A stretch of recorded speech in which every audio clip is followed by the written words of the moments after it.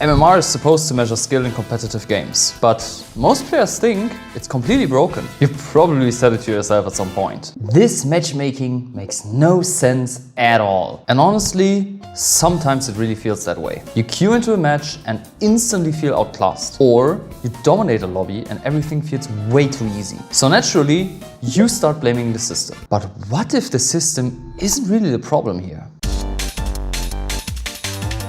First off, I want to point out that this is not a defense of bad MMR systems. Some implementations are genuinely flawed without a doubt. But there's a deeper issue most players overlook. The problem is not just how MMR works, it's how players interpret what it actually means. And once you understand that difference, a lot of frustration actually starts making more sense. MMR exists to create a fairness between players. Without it, skill differences would dominate almost every match.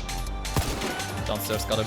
High-skill players would farm lower-skill players without any consequences. And that in turn just kills long-term motivation. You can clearly see this in games like League of Legends. Smurfing became such an active issue that developers are actively fighting against it. Because experienced players in low-ranked games destroy competitive integrity entirely. New players get frustrated, while experienced players get bored far too quickly. So MMR is not just a ranking system. It's a protective system for both ends. And especially in Hunt Showdown, this matters even more, because skill is not just mechanical, but heavily based on decisions. A strong player doesn't just win slightly more often. They completely dominate if left unchecked by matchmaking systems. So removing MMR wouldn't really fix anything. It would actually make the experience significantly worse for everyone.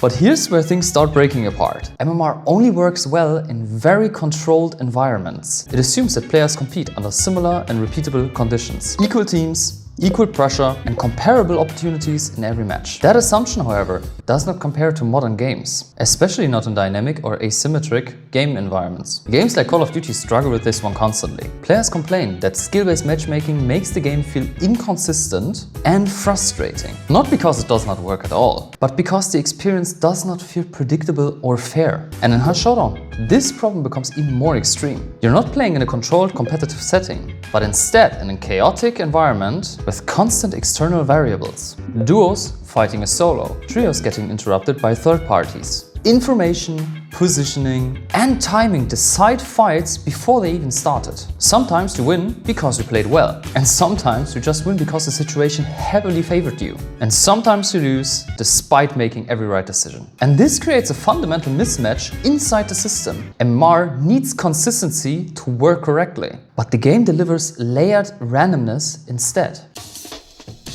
Now we get to one of the clearest examples of this issue. The solo versus team dynamic is inherently unbalanced by design. A solo player always faces a disadvantage when it comes to numbers. So the system tries to compensate for that disadvantage, usually by placing solos in slightly lesser skilled lobbies. On paper, that sounds like a reasonable solution, but in practice, it creates a completely new problem. Because skill distribution inside those brackets is not uniform. A highly skilled solo can still outperform average teams easily. So even if numbers say the match is balanced, the experience feels completely unfair for the team. From their experience, they're fighting someone way above their level. And from the solo perspective, they're still outnumbered in every fight. So both sides feel a disadvantage at the same time. And that is where perception diverges from reality. Yeah, but if numbers say balanced, then it is balanced, nein? No, Ludwig. And this is exactly where the problem begins. But wait, there's one more issue we have to talk about. And it goes deeper than matchmaking itself. Solos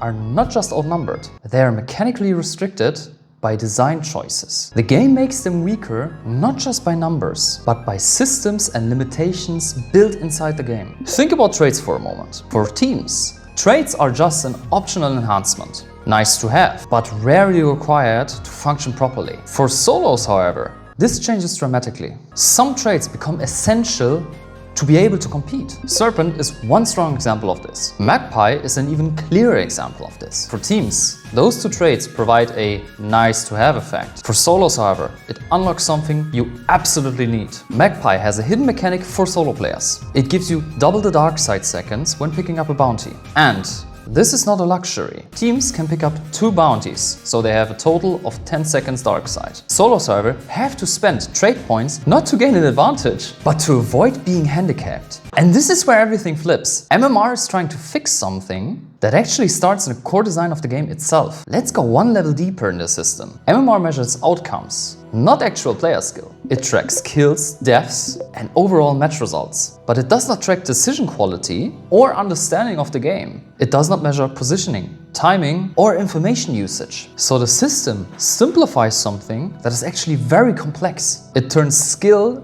into results, even when results are misleading. You can make a bad decision and still win fights. You can play perfectly and still lose to circumstances. And the system will rate those outcomes accordingly. So if I hide the whole match and survive, I am a good player? According to MMR, yes you are. And now something interesting happens over time. Players begin to adapt to what the system rewards. They play safer.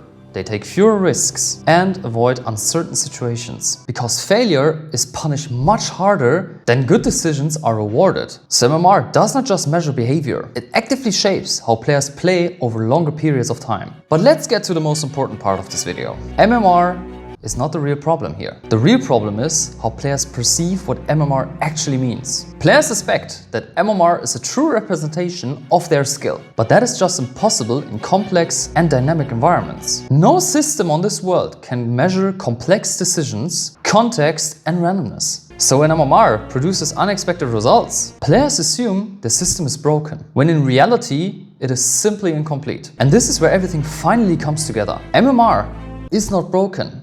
It's just misunderstood. There is no perfect matchmaking system. Every implementation comes with trade-offs and compromises. Fairness versus queue times, accuracy versus transparency, and balance versus player experience. Every improvement creates new problems somewhere else. So what can actually be improved? Instead of only adjusting matchmaking, you can also adjust baseline players' conditions directly. For example, making solo play more fair by default. Not stronger than teams, but mechanically more stable. Magpie is a perfect example of this issue. It gives solo players double the dark side. This is not optional for solos. This is required to function properly in most situations. So why is it locked behind a trait? If something is required for a playstyle to work, it should not be an option in the first place. Make this a standard feature for solo players. Give them the stability without forcing trait investments. And once solos are more mechanically stable, they can be matched against stronger opponents more fairly. So instead of lowering the enemy level, you raise the solo to a more competitive baseline. MMR could also track more than just outcomes. Things like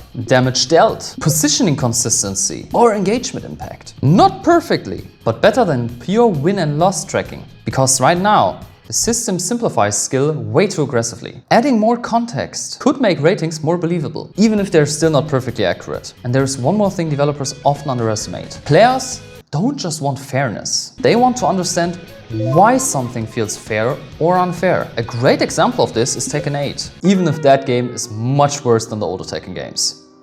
Yep, I said it. The game tracks multiple performance metrics alongside your rank. Things like defense, movement, and overall playstyle tendencies. So even if you lose a match, you can actually see where the difference actually came from. Maybe your defense is strong, but your movement is complete garbage. That gives you a completely different perspective on the outcome. And that system could actually work in Hunt Showdown as well. You already track kills and weapon usage to some extent. So why not expand that into deeper performance insights, accuracy, positioning tendencies, or engagement success rates? Not to replace MMR, but to support it with understandable context, because confusion creates much more frustration than imbalance ever will. But this is exactly where I want to hear your perspective. Do you think that solos should get baseline tools like this? Or should matchmaking handle that problem entirely on its own? And what do you think about deeper performance tracking systems? Would that make things fairer or just more complicated? Let me know what you think, because let's be honest, this is a problem where there is no real right or wrong answer. And by the way, if you enjoy short, high-density analysis like this one,